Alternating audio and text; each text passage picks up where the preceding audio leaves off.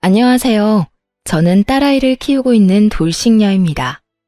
저는 약 8년의 결혼 생활을 정리하고 이혼을 하게 되었는데요.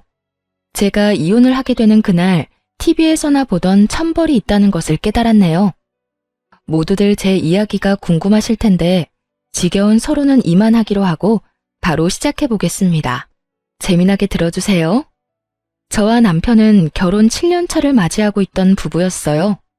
저희에겐 눈에도 넣어도 아프지 않은 5살 된 딸아이가 있었습니다. 이제 5살이니 싫고 좋음을 표현하고 제법 대화가 통하긴 하지만 아이는 아이인지라 육아가 고된 건 어쩔 수 없는 일이었죠. 고된 육아와 사회생활로 지친 남편과 저 사이엔 사랑보단 동료애가 가득했고 그랬기에 어느 순간부터 사랑한다는 말 대신 힘내자, 수고했다는 말이 오가고 있었어요. 그렇다고 해서 그런 관계에 불만이 있다던가 섭섭함은 없었어요.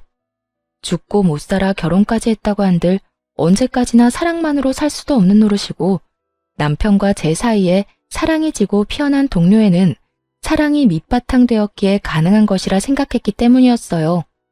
이렇듯 남편과 제 사이엔 동료애라도 있었는데 시댁과의 관계에선 미운정만 남은 상태였어요. 아니, 미운정도 아닌 그냥 미운 상태였어요. 그 이유는 제가 아들을 못 낳았다는 이유 때문이었는데요. 남편은 누나 3명의 아들 하나로 아들 하나를 낳기 위해 갖은 노력을 다해 겨우 낳은 아들이었죠. 그런 아들이 결혼을 해서 딸 하나만 낳고 아들 소식이 없으니 그 원망들이 만만한 저를 향해 쏟아졌어요. 간혹 시누이들이 이런 사실을 알고 제 편을 들어주며 이런 말을 해주곤 했어요. 엄마, 아들 소식 없는 걸 왜 올케한테 뭐라고 그래? 아들 낳고 싶다고 생각만 하면 낳게 되는 것도 아니란 걸 다른 사람도 아닌 엄마가 더 잘 알면서. 그러고 이세 문제는 쟤들이 알아서 할 문제지 엄마가 나서서 이래라 저래라 할 문제가 아니라고.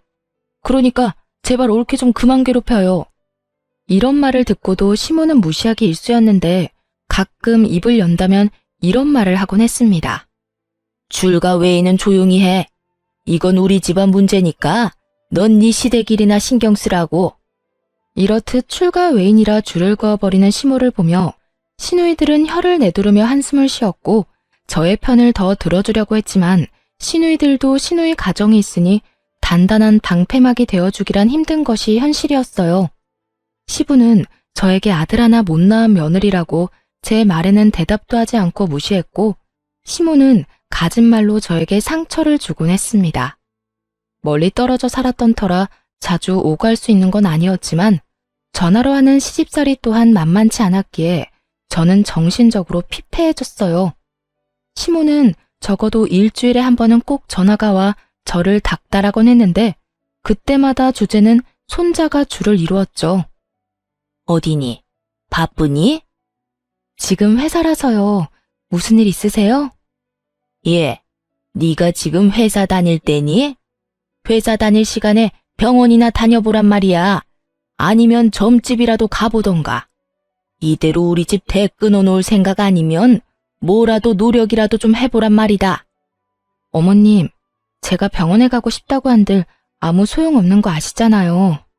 그이가 하윤이 하나면 만족한다고 하는데 제가 뭘 더 어쩌겠어요. 저 혼자 병원 가서 되는 것도 아니고. 저한테 계속 이러지 말고 하윤이 아빠를 먼저 설득해 보세요.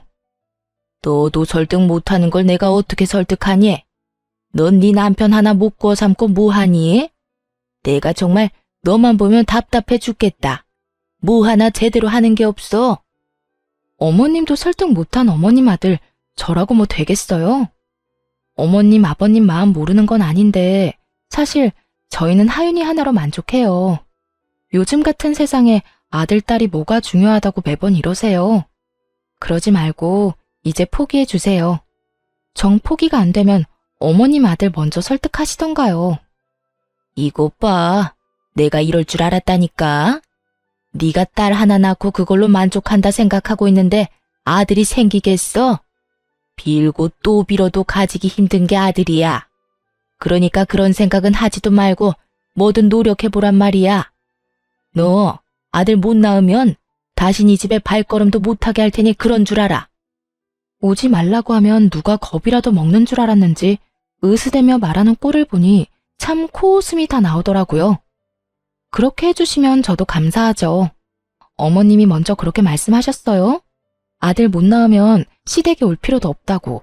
시모의 으스대는 꼴에 마음의 소리가 나버렸고, 시모는 제가 그것만은 절대로 안 된다고 빌기라도 할 줄 알았는지 도리어 고맙다고 하는 제 말에 당황한 듯 말까지 더듬으며 되묻더라고요. 뭐야? 그렇잖아요. 아버님은 제가 무슨 말을 해도 들은 척도 안 하시고, 어머님은 제가 갈 때마다 말로 상처 주는데 저라고 뭐 가고 싶어서 간 시댁이었겠어요? 도리는 다 하고자 해서 갔던 거 아닐까요? 그런데 어머님이 이렇게 친절도 하시게 오지 말라고 하시니 앞으로 아들 낳지 못하면 가지 않도록 하겠습니다. 그러면 들어가세요. 귓등으로 듣는 것도 하루 이틀이지 어느 순간부턴 저도 제 할 말은 하며 살게 되었고, 시모는 그때마다 파르르 하며 화를 냈지만 그 순간뿐 다시 연락이 오곤 했어요. 하루가 멀다고 어느 날은 임신 종용, 하루는 옆집 개가 출산을 했는데 순혼만 낳았다. 이런 말을 듣고 있노라면 정말 정신병에 걸릴 것만 같더군요. 이런 모든 것들이 너무 힘들어 남편에게 하소연이라도 하고 있으면 언제나 결론은 남편이 시모에게 다시 이야기한다는 말이었어요. 여보, 오늘 또 어머님 전화 오셨어. 글쎄 오늘은 아들 못 낳을 거면 시댁에 오지도 말라고 하시더라. 그래서 안 간다고 하고 끊어버렸어. 끊고 나서도 내가 왜 이런 말을 듣고 있어야 하나 싶더라니까. 한두 번도 아니고 그냥 그러려니 해. 그렇게 매번 스트레스 받아 하면 당신만 힘들어. 정 안 되면 나한테 전화하라고 말하라고 해. 사실대로 말하면 되지. 당신은 둘째 가지려고 하는데 내가 싫어한다고. 내가 그 말을 안 했을까 봐서? 다 했어. 그런데도 어머님은 오로지 나만 잡으니까 문제지. 아니, 어머님도 아들 못 낳아서 그 시집살이를 당했다면서 어떻게 나한테 그렇게까지 하실 수가 있지? 아마 엄마는 본인 당한 거에 비하면 이건 아무것도 아니라고 생각하고 있을걸? 하여튼 너무 마음에 담아두지 말고 한 귀로 듣고 한 귀로 흘려. 나도 엄마한테 다시 말할 테니까. 그런데 여보, 진짜 우리 둘째 가지는 건 싫은 거야? 둘째도 딸이면 어쩔래? 나는 좋지만 당신은 더 힘들지 않겠어? 그리고 애 하나 키우는데 돈이 얼마나 드는데 쉽게 내릴 결정은 아니지. 아무리 아들 낳으면 아버지가 크게 한몫 주신다고 해도 그건 정말 아들 낳았을 때 일이고, 난 지금 우리 딸만 해도 만족해. 그래, 나도 우리 딸만으로도 충분히 행복한데 워낙 스트레스 받으니까 이야기해봤어. 그래, 나도 엄마한테 다시 이야기할게. 늘 결론은 같았고 남편이 시모에게 다시 말한다고 한들 달라지는 점은 없었어요. 하지만 대화를 나누며 싸우는 것도 아니었고 그런 대화 와중에 감정이 상하는 것도 아니었기에 시댁과의 감정은 좋지 않다고 해도 남편과의 관계는 끈끈하다고 믿어 의심치 않고 있었죠.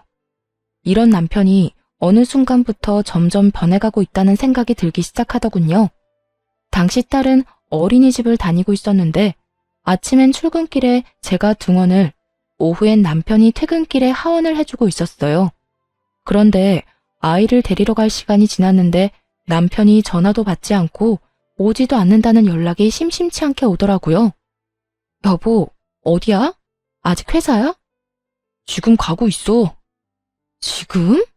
이렇게 늦을 것 같으면 선생님한테 연락을 해줘야지. 정 안 되면 나한테라도 연락했으면 내가 일찍 마치고 갔을 거 아냐. 요즘 따라 왜 이래? 혹시 회사에 일찍 나온다고 말하기 곤란한 상황인 거야? 일 처리하다 보면 이런 일 저런 일 다 생기는 거 당신도 알잖아. 나도 시간 내에 어떻게 해서 끝내보려고 정신없이 일하다가 연락 못한 거라고. 나라고 안 하고 싶어서 안 한 게 아니란 말이야. 하여튼 앞으로는 안 될 것 같으면 미리 연락할 테니까 잔소리 좀 그만해. 잔소리하는 게 아니라 그런 상황이면 내가 하윤이 데리러 가면 되니까 미리 말해달라고 하는 거야. 사람 말을 왜 그런 식으로 예민하게 받아들이는 거야? 그렇지 않아도 정신없는데 당신까지 전화로 이러니까 그렇지. 지금 어린이집 앞이니까 끊어. 집에서 이야기하자고. 날이 선 목소리에 짜증 가득한 말투.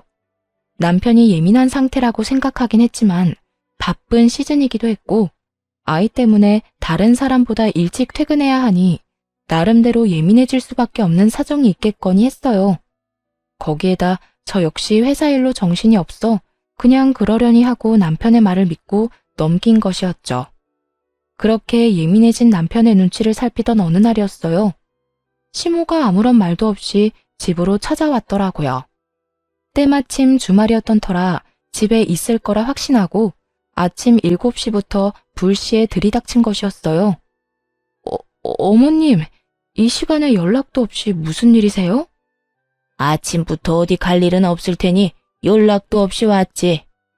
하윤이는 일어나 있을 테고 우리 아들은 자니? 아, 네. 하윤이 아빠는 어제 늦게 들어와서 아직 자고 있고 하윤이는 아까 일어나서 놀고 있어요. 하윤이 아빠 깨울까요? 됐다, 둬라. 피곤한 사람 깨우긴 왜 깨워? 아이고, 일단 이거부터 받아봐라. 무거워서 팔 떨어지겠어. 시모는 끙끙거리며 저에게 박스를 건넸고 받아서 들었더니 한약이더라고요. 어머님, 이게 무슨 약이에요? 무슨 약이긴 네 약이지. 임신 잘 되는 약이야. 용하다는 데서 지어왔는데 그 약 먹고 아들 낳은 사람이 한두 사람이 아니다더라. 이거 먹기만 하면 아들은 무조건 낳는다고 하니 빼놓지 말고 먹기나 해. 내가 큰맘 먹고 큰돈 주고 사온 거니까. 세상에 그런 약이 도대체 어디 있냐고 말하고 싶은 걸 얼마나 참았나 모릅니다. 하고 싶은 말을 곧이곧대로 다 했다간 괜한 말만 길어질 것이 뻔했기에 그냥 참기로 한 것이었죠. 시모는 한약을 제게 건네고 딸이 있는 거실로 가며 아침을 차리라고 했고 전 일단 밥부터 먹이고 보내자 싶었어요. 그렇게 주방에서 상을 차리는데 거실에서 시모의 말소리가 들린다 싶더니 딸의 우는 소리가 들려오더라고요. 네가 그냥 나올 게 아니라 뭐라도 하나 달고 나왔으면 내가 이 고생은 안 해도 될 텐데. 넌 도대체 엄마 뱃속에서 뭐 했니? 남들 다 달고 나오는 거 하나 안 달고 나오고. 어휴, 꼴 보기 싫으니까 방에 가서 놀아.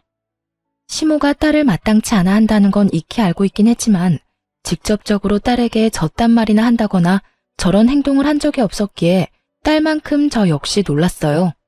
이럴 줄 알았다면 한 공간에 두 사람을 두는 일도 없었을 텐데 설마 저딴 말을 아이에게 할 거란 생각도 못했던 것이었죠. 시모는 딸에게 삿대질하며 방으로 들어가라고 고함을 지르고 있었고 딸은 시모의 모습에 놀라 울고 있더군요. 그 순간 정말 피가 거꾸로 솟는 느낌이 들어 딸아이를 안방 남편의 품에 안겨주고 거실에 나와 시모에게 소리를 질러버렸어요. 지금 뭐 하는 짓이세요? 왜 애꿎은 하윤이한테 이러세요? 내가 뭘 어떻게 했다고 그러니? 못할 말한 것도 아니고 없는 말한 것도 아닌데. 그런 말은 애한테 할 말도 아닐 뿐더러 그런 행동은 절대로 하면 안 되는 행동인 거 모르세요? 애가 얼마나 놀라고 상처받을지 그런 생각은 전혀 안 하시냐고요. 어머님한테 하윤이는 손주도 아니에요? 어쩌면 손주한테 그런 식으로 행동할 수 있냐고요. 내 아들, 딸이니 손주가 맞긴 하다만 달가운 손주가 아니란 건 너도 잘 알지 않니? 내 입장에서 머리라도 한 대 콱 쥐어받고 싶은 걸 그냥 눈앞에서 사라지라고 해준 거다. 그러니까 네가 지금 나한테 화낼 게 아니라 고맙다고 해야 할 상황이다 이 말이야. 그런 말이나 하실 거면 그냥 돌아가 주세요. 뭐야? 그런 말 같지도 않은 말씀 하실 거면 그냥 돌아가시라고요. 여긴 엄연히 저희 집이고 저희 딸 공간이에요. 저희 공간에서 그런 말 하는 거 저 굉장히 불쾌하고 싫습니다. 그러니 돌아가 주세요. 이미 전 시모와 마주하기도 싫은 상태였고 그랬기에 당장 나가라는 제 말은 꽤 단호했어요. 시모도 그걸 느낀 것인지 하나마나한 아들 집 유세를 펼치며 저의 길을 누르려고 애쓰더군요. 이게 어디 시어미한테 가라 마라 명령질이야? 너희 공간? 웃기고 있네. 여긴 엄연히 내 아들 집, 내 아들이 사는 공간인데 왜 내가 나가야 해? 난 못 나간다. 절대 못 나가. 시모는 어깃장을 놓으며 고함을 지르고 있었고 그런 시모의 고함에 남편이 방에서 나오더라고요. 이미 잠에서 깨 울던 딸을 달래주느라 한껏 지친 모습으로 말이죠. 도대체 이 아침부터 이게 무슨 일이야? 엄마는 이 아침에 여긴 왜 왔어? 당신은 왜 아침부터 그렇게 화를 내는 거고? 당신, 엄마가 우리 딸한테 뱃속에서 남들 다 달고 나오는 거 하나 못 달고 나왔다고 구박하는 것도 모자라 애한테 꼴 보기 싫다고 방에 들어가라고 화까지 내셨어. 그 덕에 우리 하윤이는 지은 죄도 없이 혼나서 울고. 난 다른 건 다 참아도 우리 하윤이한테까지 이러는 건 못 참아. 그러니까 당신이 지금 빨리 어머님 모시고 나가. 당장. 너, 지금 이 시어미를 내쫓기라도 하겠다는 게야? 네, 저는 제 자식한테 함부로 대하는 사람을 저희 집에 두고 볼 수만은 없네요. 그게 어머님이라 할지라도 말이에요. 저의 흥분은 결혼 생활 이래 최고조에 달해 있었고 남편은 그런 제 모습에 한숨을 내쉬더니 노발대발 중인 시모를 잡아 끌고 집을 나가버리더라고요. 남편이 시모를 데리고 나가버린 후 아무래도 남편이 돌아오면 말싸움을 할 것만 같았어요. 그렇지 않아도 많이 놀랐을 딸아이에게 그런 모습까지 보여주고 싶지 않았어요. 그래서 딸아이를 친정에 맡기고 돌아와 남편을 기다렸어요. 이참에 확실하게 마무리 지어야 한다는 생각이 강하게 들더군요. 그렇게 제가 마음을 다잡는 사이 남편이 집으로 돌아왔고 대화를 시작했어요. 여보, 앞으로 한동안 당신 집이랑 멀리하고 지내고 싶어. 다신 이런 상황 우리 딸이 겪게 하고 싶지 않아. 오늘 일은 엄마가 심했단 거 나도 인정해. 그런데 아무리 그렇다고 해도 그건 아니지. 당신이 우리 집 하나뿐인 며느린데 말이 좋아야 한동안이지. 그 말은 그냥 연을 끊겠다는 말하고 같은 말이잖아. 그건 앞으로 어머님, 아버님 행동에 따라 달라지겠지. 지금처럼 계속 나랑 내 딸 무시하고 구박하면 연이 끊길 테고, 그렇지 않고 있는 그대로의 우리를 받아들여 준다면 다시 왕래하고 지내지 않겠어? 나도 무조건 연을 끊겠다는 말이 아니야. 단지 이런 식은 아니라는 거야. 어린애가 뭘 안다고 애한테 그런 말을 하냐 이거야. 심지어 어머님은 그런 행동을 해놓고도 본인이 잘못했다는 인지조차 없으셔. 그런 사람을 내 딸 곁에 계속 방치하겠다고? 난 절대 싫어. 방치하겠단 말이 아니잖아. 피할 게 아니라 부딪히면서 설득하자는 말이야. 이런 일 있었다고 연을 딱 끊어버리면 부모님이 우릴 뭐라고 생각하겠어? 미워하기만 하다가 결국 그렇지 않아도 미워하는 우리 딸을 더 미워하시겠지. 당신은 그런 걸 바라는 거야? 애초에 그게 잘못된 거야. 어떻게 본인들 손주를 그렇게 미워할 수가 있는 거냐고. 아들이 아니라 딸이라서? 그런 이유로 미워하는 티를 애한테 팍팍 내는데 그런 게 잘못됐다는 거 당신은 정말 몰라서 그래? 우리가 부모니까 우리가 딸을 보호해야 하는 게 맞는 거 아니야? 하여튼 나하고 하윤이는 한동안 시댁엔 안 갈 거니까 그런 줄 알고 어머님께도 우리 집에 오지 말라고 해줘. 당신이 전하지 않으면 내가 직접 말할 테니까 그런 줄 알고. 전 이때도 그렇고 지금도 그렇고 제가 틀린 말 했다고 생각하지 않습니다. 시모의 행동은 선을 넘었고 상식을 벗어난 수준이었어요. 시부모님 입장에서 손이 귀한 집에 손주 한번 안아보지 못해 섭섭하고 안달이 난 마음을 이해하지 못하는 것은 아니었어요. 하지만 본인 아들이 그렇게 둘째는 싫다고 하는 가운데 그 비난의 화살을 저와 제 딸에게 쏘아버리는 건 저로서는 절대 용납할 수도 용납해서도 안 되는 일이라 생각했습니다. 그래서 전 남편에게 제 뜻을 굽히지 않고 말하게 되었고 남편은 그저 시댁의 입장에서만 생각한다 싶더니 결국 저의 성격을 트집잡아 화를 내기 시작하더라고요. 당신 진짜 이런 사람이었어? 무슨 여자 성격이 이렇게 대쪽 같아? 좀 아닌 것 같아도 상황에 따라서 좀 굽힐 줄도 알아야지. 하나부터 열까지 무조건 당신 말대로 당신 뜻대로 다 해야 그 직성이 풀리는 거야? 이런 상황이니까 굽히지 않는 거야. 내가 지난 결혼 생활 동안 이렇게까지 싫다고 한 적이 있었어? 누구보다 잘 아는 사람이 왜 그런 식으로 말해? 됐어. 당신한테 진짜 실망이 크다. 난 당신이 이런 여자인 줄 꿈에도 몰랐다. 당신이 뭐라고 하든 난 우리 집에 갈 거니까 당신은 당신이 하고 싶은 대로 해. 더는 이 이야기 하지도 말자. 진짜 질리니까.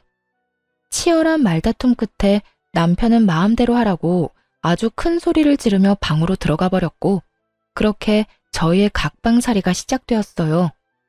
다음날 딸을 데리러 친정에 갔더니 엄마가 굳은 표정으로 절 조용히 부르더라고요.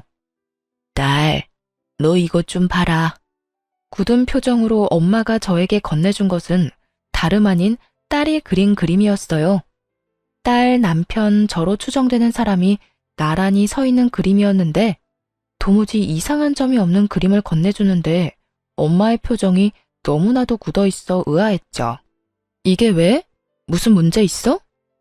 나도 아무 문제가 없는 줄 알았는데 하윤이가 이 그림을 그렸길래 내가 누구냐고 물어봤는데 글쎄 이 여자가 네가 아니라 언니라고 하더라. 내가 몇 번이나 물었는데 계속 언니라고 그랬어. 아빠 친구 언니라고. 이게 무슨 일이니? 뭐? 확실해? 엄마가 아니라 언니래? 그래. 몇 번이나 물어서 애가 짜증을 다 내더라니까. 너 정서방이랑 무슨 일 있니? 이거 엄마가 보기엔 보통 일 아닌 것 같아. 엄마의 말대로 보통 일은 아닌 것 같았어요. 물론 아이의 말을 100% 신뢰할 수 있는 건 아니었지만 같은 말을 반복해서 한다는 건 그만한 이유가 있기 때문이었죠. 결국 전 남편을 믿기 위해 남편에게 사람을 붙이게 되었습니다. 이렇게 오해만 쌓여나가다간 우리 부부 사이에 모르긴 몰라도 큰일이 벌어질 것이 뻔했기 때문이었죠. 흥신소의 연락을 기다리면서도 얼마나 바라고 또 바랐는지 모릅니다. 제발 딸의 착각이기를, 제발 제 결혼 생활의 종지부를 이런 식으로 찍게 하지 말아달라고 말이죠. 하지만 저의 이런 바람과는 달리 흥신소에서 전해온 소식은 제 결혼 생활의 끝을 알리고 있었고 제가 모르고 있던 현실은 정말 충격 그 자체였습니다. 안녕하세요, 사모님. 조사해본 결과 남편분은 외도를 저지르고 있는 것이 맞았습니다. 상대는 남편분이 다니고 있는 회사 근처 카페에서 일하는 알바생으로 나이는 25살이더라고요. 접근은 먼저 남편분이 했고요. 상간녀 역시 남편분이 유부남인 거 다 알고 있더라고요. 25살 어린 나이에 남편분을 정말 사랑해서 만나는 것 같지는 않고 아마 남편분이 어느 정도 가진 것이 있다는 사실을 알고 관계를 유지하고 있는 듯 했어요. 상간녀 집안은 더 조사해봐야 알겠지만 그렇게 부유한 집안은 아닌 듯 하고요. 일단 여기까지고요. 더 알아내는 대로 연락드리겠습니다. 우연찮게도 상간녀의 나이는 25살이라고 하더라고요. 남편을 처음 만났을 때 제 나이가 25살이었는데 참 많은 생각이 오가더군요. 들어보니 남편이 이때껏 딸 어린이집에 갑자기 늦기 시작한 건 전부 상간녀 때문이었는데 상간녀의 아르바이트가 끝나고 상간녀와 함께 딸을 데리고 간 것이었어요. 상간녀의 아르바이트 시간을 비교해보니 계산이 되더군요. 딸과 함께 남편과 상간녀가 찍힌 사진을 보는데 정말 치가 떨렸어요. 외도를 저지른 것도 치가 떨리는데 그 더러운 현장에 딸도 함께 데리고 있었다는 사실이 저를 더욱 화나게 했어요. 그 모진 순간들에도 저는 남편을 정말 믿었는데 그랬기에 지금까지 버틸 수 있었던 것이었는데 처음 안 순간부터 해서 지금까지 함께한 세월이 얼만데 어떻게 그런 우리의 시간을 이런 식으로 마무리하게 만드나 싶더군요. 남편에 대한 배신감은 생각보다도 컸고 외도 사진들을 보며 얼마나 울고 또 울었나 몰라요. 연애 시절 저를 향하던 남편의 미소를 사진에서 보는 순간 전 아이를 위해서라도 이혼을 해야만 한다는 생각이 들더군요. 더는 남편에겐 저와 딸이 있는 가정은 필요 없어 보였으니까요. 그렇게 전 친정 부모님께 모든 사실을 털어놓고 딸을 부탁드리고 이혼 준비를 시작했어요.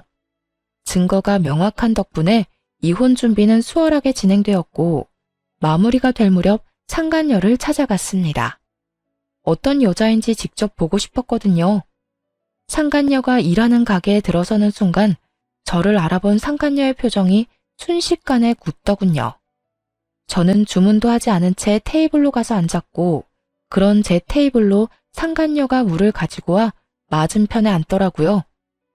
무릎을 꿇고 비는 건 아니더라도 최소한 죄지은 얼굴이라도 할 줄 알았는데 예상과는 달리 상간녀는 당당하게 저에게 이런 말을 했어요. 남의 직장까지 왜 찾으러 온 거예요?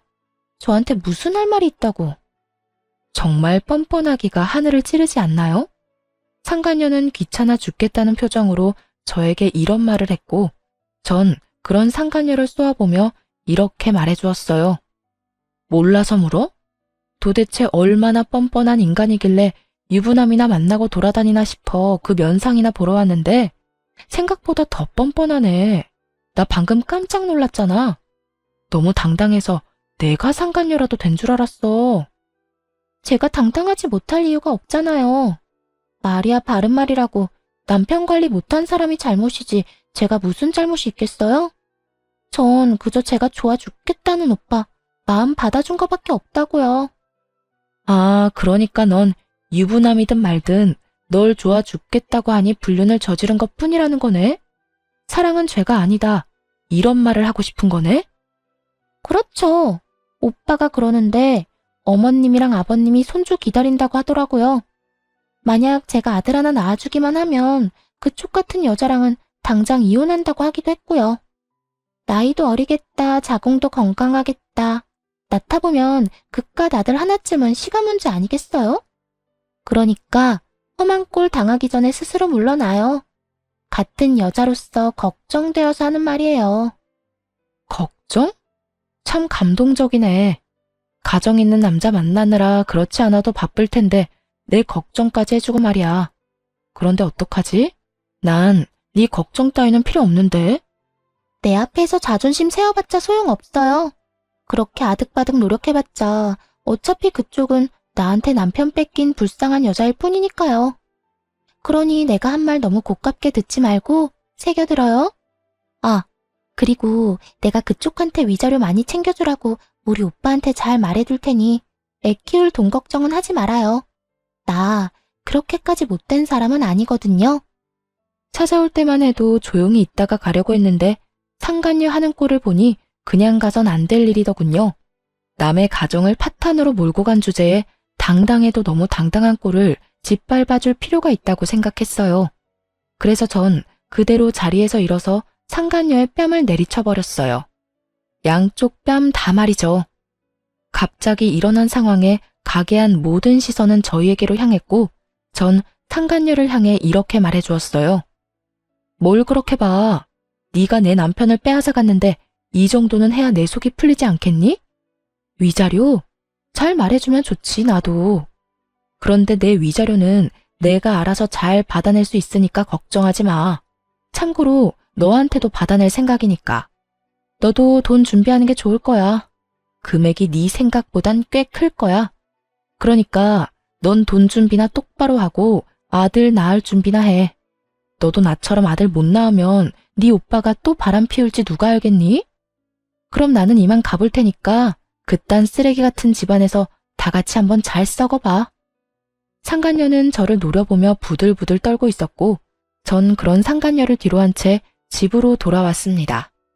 소파에 앉아 얼얼한 손을 식히고 있는데 화가 난 남편이 집으로 들어와 저에게 따져 묻기 시작하더군요. 야, 너 꼭 거기까지 찾아갔어야 했어? 너랑 내 문제인데 왜 M&A를 찾아가서 그 곤욕을 겪게 만들어? 그 순간에도 남편은 제가 외도 사실을 안 것 자체에는 관심조차 없었고 그저 상간녀가 겪게 된 상황만 불만이 가득해 보이더라고요.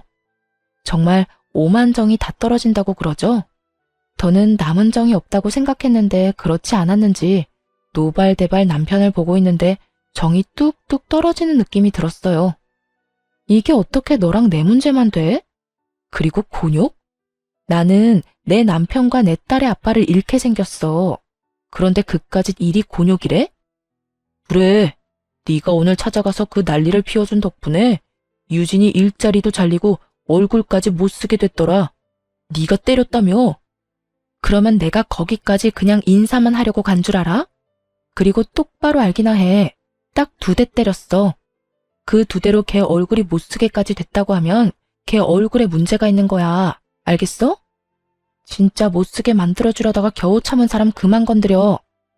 진짜 이해가 안 돼서 하는 말인데 지금 당신이 뭘 잘했다고 나한테 큰 소리야? 지금 무릎 꿇고 제발 이혼해달라고 빌어야 하는 상황인 거 몰라? 너 지금 내가 이혼 안 해주면 이혼도 못해. 배운 만큼 배웠다는 사람이 몰라서 이렇게 내 앞에서 당당한 거야? 내가 바람 피운 것까지 다 알게 됐는데 당신이 나랑 계속 살겠어? 그럴 리가 없잖아. 그동안 허투루 산 건 아니었나 보네. 그건 아는 걸 보니 말이야. 그래, 나 이혼할 거야. 그런데 그냥 편하게는 이혼 못 해주지. 원하는 게 뭐야? 양육비 다 필요 없으니까 이 집 나한테 넘겨. 위자료도 물론 줘야 할 거고 나 상간녀 소송도 할 거니까 그런 줄 알아. 뭐? 이 집을 넘기라고? 그게 말이나 돼? 이 집 살 때 내 돈도 절반 들어갔고 그 절반만 넘기는 건데 뭐 그렇게 쪼잔하게 굴어. 이 이혼 하루라도 급한 사람은 내가 아니라 너 아니니? 얼른 그 여자랑 살림 차리고 아들 하나 낳아야 할 거 아니야. 그 여자는 그런 삶을 원하는 것 같던데? 남편은 고민하는 듯 싶더라고요. 집을 넘기는 것이 아깝긴 하지만 25살의 어린 상간녀를 잃는 것이 더 아까웠던 남편은 결국 저의 뜻대로 해주기로 했습니다. 정말 최악 중에 최악이지 않나요? 딸의 면접 교섭권도 포기하고 오로지 어린 여자 하나에 미쳐서 모든 것을 넘겨버리는 그 꼴이 말입니다. 그렇게 미쳐준 덕에 저는 제가 원하는 걸 다 가지긴 했지만 한심한 마음이 드는 건 어쩔 수가 없더라고요. 어쨌든 저는 이혼을 진행하게 되었고 상간녀 소송도 진행해 위자료를 받을 수 있었어요. 여러 가지 소송이 진행되며 상간녀와 전 남편이 조금씩 다투는 모습을 보기도 했지만 그까짓 일로 헤어질 거란 기대는 하지 않았어요. 그저 저는 돈과 집을 얻었고 무엇보다 제 딸을 지켰으니 다 되었다 싶었어요. 그렇게 이혼을 하게 되었고 이혼 의사 확인서를 제출하고 비로소 완전한 돌싱이 된 날이었어요. 그간 연락 한 통 없던 전 시모에게서 전화가 오더라고요. 이혼 소식을 들었나 싶기도 했고 도대체 무슨 말을 할까 싶어 전화를 받았어요. 심한 말을 한다면 그동안 참았던 말들을 좀 해주고 싶기도 했으니까요. 그런 생각을 하며 받은 전화인데 시모는 전혀 예상치 못한 말을 하더라고요. 너 지금 어디니? 왜 병원엔 코빼기도 보이지 않는 거야? 병원이요? 무슨 병원이요? 너 어디 아프니? 왜 아무것도 모른다는 듯이 말해? 네 남편 지금 오늘 내일 하는 거 모르니? 네? 그게 무슨 말이세요? 제 남편이 왜 오늘 내일 해요? 병원에 있다뇨? 너 정말 몰랐니? 연락 못 받았어? 어쩐지 네가 왜 안 오나 했다. 네 남편 그저께 화물차랑 교통사고 나서 지금 병원이다. 사고가 크게 나서 수술을 했는데도 하반신 마비는 피해갈 수 없다고 하더라. 수술 끝내고 나온 지가 언젠데 아직까지 의식도 없다고. 도대체 그 시간에 왜 고속도로 근처에 있었는지 모르겠어. 전 남편의 전화는 차단을 해버렸고 나머지 이런저런 연락을 받고 싶지 않아 전화를 꺼둔 사이에 이런 일이 일어났다니. 도대체 어떻게 된 일인가 싶었어요. 들어보니 고속도로를 올리기 직전에 사고가 난 것 같은데 그 시간에 왜 거기 있었는지 이해가 되지도 않았고요. 하지만 그런 제 궁금증은 금방 풀리게 되었어요. 어린 여자애도 같이 있었다고 하는데 아니 그 어린 여자가 왜 우리 아들 차에 같이 타고 있었는지 이해가 안 된다니까. 넌 뭐 아는 거 있니? 우리 아들 출장이라도 가던 길이었어? 어떻게 된 사고인지 우리 아들만 저 모양 저 꼴이고 그 여자애는 아주 멀쩡하다니까. 겉모습은 타박상밖에 없는데 뇌를 다친 건지 입은 꼭 다물고 있어서 내가 답답해 죽겠다. 너 언제 병원 올 거니? 지금 당장 올 거지? 오는 김에 하윤이도 좀 데리고 오려무나. 혹시 아니? 딸 목소리라도 들으면 정신이 돌아올지. 그래요. 전 남편은 저와의 이혼을 기념하기 위해 상간녀와 여행을 떠나던 도중 사고가 난 것이었어요. 생각보다 크게 난 사고에 남편은 하반신 마비가 되어버렸고 상간녀는 크게 다치지 않아 의식이 돌아오긴 했지만 신분 상승의 꿈을 눈앞에 두고 무산되어 버리자 그 충격에 입을 다물고 있었던 것이었어요. 전 아무것도 모르고 딸아이까지 들먹이며 당장 병원으로 오라는 시모에게 모든 사실을 알려주기로 했어요. 어머님, 아니, 아줌마, 저 이제 아줌마 며느리 아니에요. 무엇이 어쩌고 저쩌고 해? 아줌마? 며느리가 아니야? 네, 저 오늘부로 이혼 확정나서 서류도 다 정리됐고요. 이제부터 아줌마 며느리는 제가 아니라 거기 입 꼭 다물고 있는 그 어린 여자애가 아줌마 며느리예요. 말이 되는 소리를 해라. 저 젊은 여자애가 왜 내 며느리야? 너 지금 어디 아프니? 그렇지 않고서야 그런 말도 안 되는 소리를 해. 아줌마 능력 좋은 아들이 글쎄 25살짜리 여자랑 산다고 가정을 버렸지 뭐예요? 그러니 제가 아니라 그 망연자실에서 아무 말도 안 하고 있는 그 여자애가 아줌마 며느리 아니겠어요? 이제 전 엄연한 남이니까 남한테 전화해서 엄한 소리 하지 말고 예비 며느리한테나 가보세요. 저는 전화를 끊어버렸고 바로 전화기를 다시 꺼버렸어요. 이렇게 좋은 날 더는 방해받고 싶지 않았으니까요. 그렇게 집으로 돌아와 생각을 정리하는데 아무리 생각해도 하늘이 저를 대신해 전 남편에게 복수를 해줬다는 생각이 들더라고요. 그렇지 않고서야 하필 이런 타이밍에 이런 소식을 들을 순 없었을 테니까요. 이런저런 생각으로 만감이 교차하던 그때 전시모가 득달같이 집으로 찾아왔더라고요. 잔뜩 화가 난 채로 저를 남편 버린 여자로 몰아세우기 시작하는데 막장 드라마 작가가 따로 없더군요. 너, 네 남편 불구됐다고 이렇게 버리는 거 아니다. 너 그런 식으로 살면 하늘에서 가만둘지 아니? 모르긴 몰라도 너도 살아가는 내내 순탄하지 않을 게야. 이 나쁜 것, 어떻게 그런 말도 안 되는 거짓말을 하는 것도 모자라 남편은 다 죽어가는데 자기 혼자 이러고 쉬고 있어? 아줌마, 이거 잘 보세요. 내 말이 거짓말인가 아닌가. 두 눈으로 똑똑히 보고 그딴 말도 안 되는 말 계속 하라고요. 저는 혼자 소설을 써대고 있는 전시모에게 외도 증거들을 보여주었습니다. 한참을 놀란 눈을 하고 증거들을 보던 전시모는 전 남편이 딸까지 데리고 상간녀를 만난 모습에 많이 놀란 듯 억소리까지 내더군요. 그랬겠죠. 전 남편이 딸이라면 죽고 못 사는 모습이 기억날 텐데 지금 본인의 손에 들린 사진은 다른 진실을 말해주고 있었으니까요. 이제 알겠죠? 제가 먼저 배신한 게 아니에요. 아줌마 아들이 먼저 외도를 저질렀고 그것도 모자라 그 여자 때문에 가정까지 버렸다고요. 그렇게 예뻐하던 딸 양육권까지 포기하고 가버린 건 다름 아닌 아줌마 아들이라고요. 아무리 그래도 너희가 함께한 세월이 얼만데 병원 정도는 가줄 수 있지 않니? 내가 이 나이에 그 뒷바라지를 어떻게 한단 말이니? 그러지 말고 한동안 병원 좀 가서 네가 우리 아들 병시중 좀 들어다오. 사람을 구하긴 했어도 믿을 수가 없어. 그러니까 네가 좀 가서 도우라니 말이야. 아줌마 아들이 누굴 닮아서 그렇게 뻔뻔하나 싶었더니 다 아줌마 닮아서 그리 뻔뻔했나 봐요. 뭐야? 아니 사람이 뻔뻔해도 정도가 있지. 어떻게 다른 이유도 아니고 남편이 바람 피워서 헤어졌는데 그런 전 남편 병시중을 들라고 할 수가 있어요? 진짜 궁금해서 묻는 말인데 아줌마 얼굴은 철판이라도 까졌어요? 그렇지 않고서야 이렇게까지 뻔뻔할 수는 없을 것 같아서요. 저는 제가 느끼는 감정과 더불어 머릿속에 있는 말들을 그대로 전시모에게 전해주었고 그런 제 말에 화가 머리끝까지 난 전시모는 제 머리채라도 잡을 요량으로 저에게 달려들더군요. 전 그대로 전시모의 손과 몸을 제압해버렸고 그대로 문 밖으로 던져버렸어요. 그리곤 예전 전시모가 사주었던 한약을 바닥에 고꾸라진 전시모에게 다 던져버리곤 이렇게 말했습니다. 워낙 귀한 거라고 하니 한 첩도 안 먹었어요.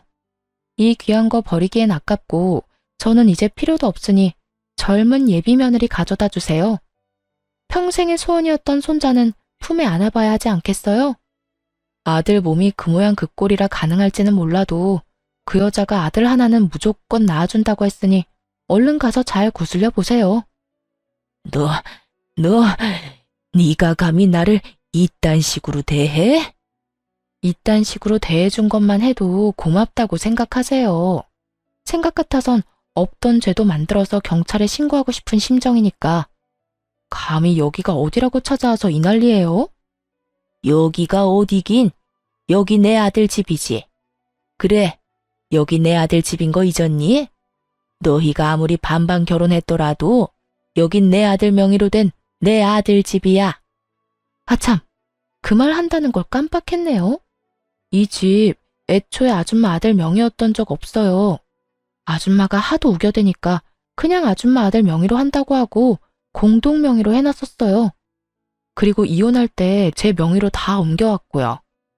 그러니까 이게 무슨 말이냐면 이 집은 아줌마 아들과는 아무 상관도 없는 제 명의, 제 집이란 뜻이에요. 그러니까 이상한 소리 하지 말고 저희 집 복도에서도 사라져 주세요.